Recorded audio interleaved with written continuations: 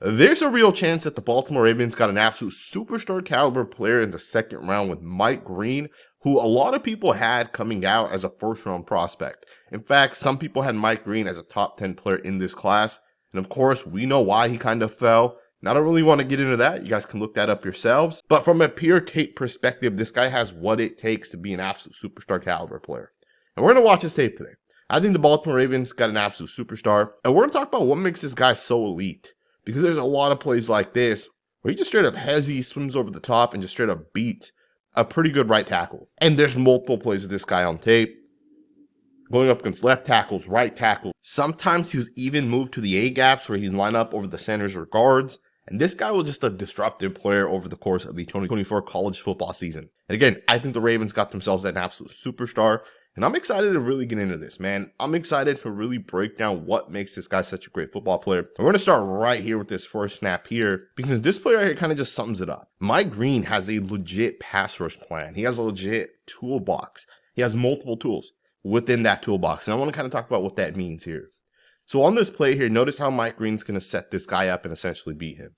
Now he's going to utilize a power move first. As the tackle here starts to lean into it, he's going to go right over the top. And this is something that's going to translate. You know, you can go to the University of Sacramento or be playing for the Georgia Bulldogs, but these type of moves right here translate. When you're able to put this together on tape, bull rush, pull, swim move, that right there is going to translate no matter what. Now, of course, the speed aspect of it is one thing, right? The game will have to slow down for him, and that will happen, obviously. But the one thing you can't really teach is just how to pass rush properly. You can always try to teach someone and have them develop it, but you either have it by the time you're entering the NFL or you don't. Most guys don't really develop all that much when it comes to the pass rush technique. You might fine tune or learn one or two moves, but if you have it in college, it translates. And with Mike Green, he definitely does have it, right? So on the last play you guys watched, he obviously swam over the top towards the outside. This time he's going to swim to the inside. So you do see that this guy has different ways to swim, right? He does a really good job just exploding out of there. He's going to put the left foot into the ground and he changes direction as soon as this guy kind of gets out of his stance. The tackle is going to try to quick set Mike Green, and Green's fast. He's explosive. All right, just look at the movement. Right hand's going to punch, left arm's going to come over the top. He's going to end up splitting the double team. He almost gets held right there by that tackle. And just like that, man, I mean, the quarterback hasn't even really finished his drop, and Mike Green's already in the backfield taking him down. Now, if there's one thing that I think an elite pass rusher does that makes them stand out, it's going to be how they're able to move their body, right? Sometimes people call it bend. Some people call it twitch. Here's a good example of something that Mike Green does on tape, and he's kind of perfected this already. And I'll point it out as we continue to go forward. But let's slow this play down here. I want you guys to watch what kind of happens within this play. So as soon as Mike Green's going to get out of his stance here, notice how he's going to angle his body to the inside of that tackle, right? He's almost taking an inside angle as he gets out of his stance, but really he's jumping outside and he's going to bend past the offensive tackle. Now what's happening within this is the offensive tackle here is trying to set into a 45-degree set. But when Green is going to look to the inside, right, he's going to essentially force this offensive tackle to tighten up a little bit. So instead of the offensive lineman getting way out here, he's going to have to shorten this just a little bit. So in essence, the offensive tackle is not going to end up getting as wide. And that's because Green's going to keep that pass rush tight initially. And then with that, he also has to bend to jump outside and just beat this guy with speed. To me, it's a really, really good job here by the defensive end to be able to beat this offensive tackle. And you even see this offensive tackle kind of switch his hands. One of the things offensive tackles are taught is to use independent hands. So notice how the offensive tackle has the right hand up first. He's going to try to strike with that right hand. But as soon as Green here starts towards the inside, the offensive tackle picks up the left hand. You see that right there, right? That left hand ends up getting lifted up. But Green's entire pass rush is to really just go to the outside.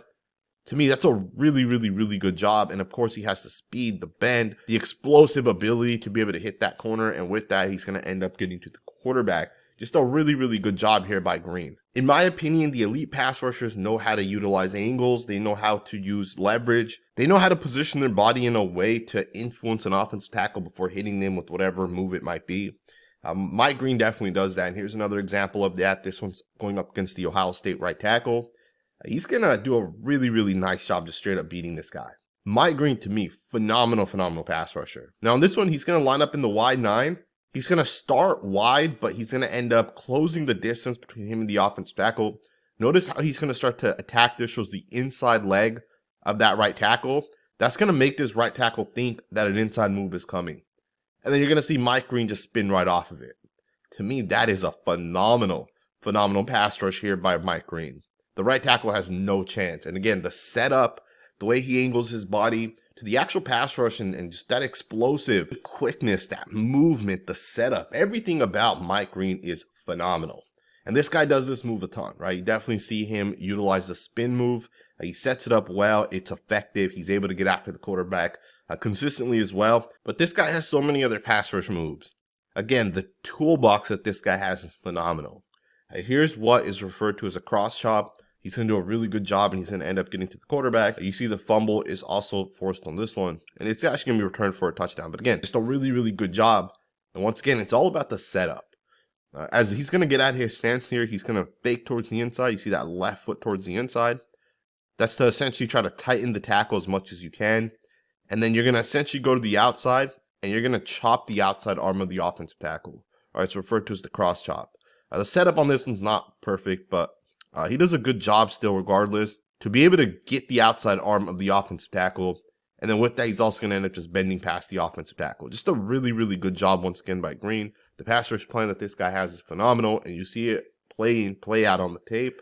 This is one of my favorite players that was coming out this season. Now, of course, you can't really control all of the off-field stuff that comes out, and you don't really even know if it's 100% true, truth be told. But the one thing that as a scout that I've been taught is just evaluate the tape. Let's see where these guys essentially fit in terms of the pure talent. And the thing with Mike Green is he was my #1 defensive lineman coming out this season. There are definitely a few other people that I like, but Mike Green's pass rush ability is just different. The way this guy uses his body, it's just different, man. And I know some people say, hey, what about Abdul Carter? I think Mike Green's tape was actually better than Carter's. Now, obviously, Carter played at Penn State, so he played a little bit of better competition. But from a pure tape perspective, Mike Green shows more pass rush moves, and they're definitely a lot more fine-tuned. Again, I think Mike Green has the legit potential to be a top 5 defensive end, and Mike Green reminds me of someone like Max Crosby, right? That's kind of my comp for him, specifically because he has so many different pass rush tools, the movement.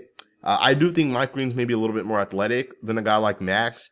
But both guys defend the run really, really well. And again, I think Mike Green is a lot better of a run defender than people realize. You're going to see that Marshall's going to end up slanting their defensive lineman to the inside. They're basically going to run a run stunt with the linebacker and the defensive lineman. And Mike Green's going to end up beating this offensive tackle to the inside. Now, he doesn't get the running back. He's going to just slightly miss the running back. You'll see it from this angle a little bit better. You'll see the running back's going to get the football. And Mike Green just barely misses him, right? But again, it's a run stunt, so what that means is the linebacker has to come over the top, and the play only picks up about a yard, right? So it's still a negative play, however you kind of look at it. As a run defender, Mike Green has everything it takes to be a really, really good run defender, right? And he plays with a lot of high effort, he plays with a lot of energy, he's coming downhill, right? He's exploding through there. And he's a guy that's well coached, and you can definitely see it that Marshall utilized him in different elements, right? On the last play, you guys saw him essentially run a run stunt with the linebacker. On this one here, he has the running back. He's going all in to try to get that running back. Here's another play. He's going to be the backside player on this one.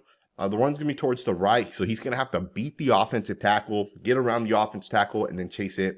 And he does that, right? To me, this is a really, really high effort play.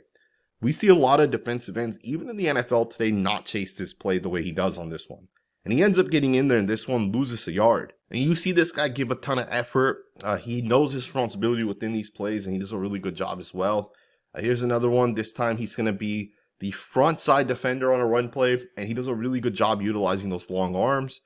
Notice how he's going to push this guy backwards. I mean, to me, it's a really good job right here.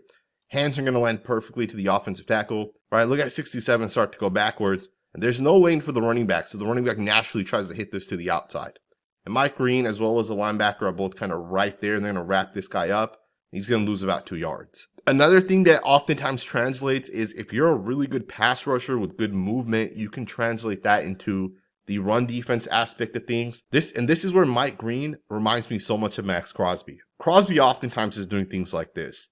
They're going to shoot the inside gap, and they're going to essentially just swim over the top, right? Or they're going to double hand swipe and hit the outside gap, right? Whatever it might be. And keep in mind, these are run plays here.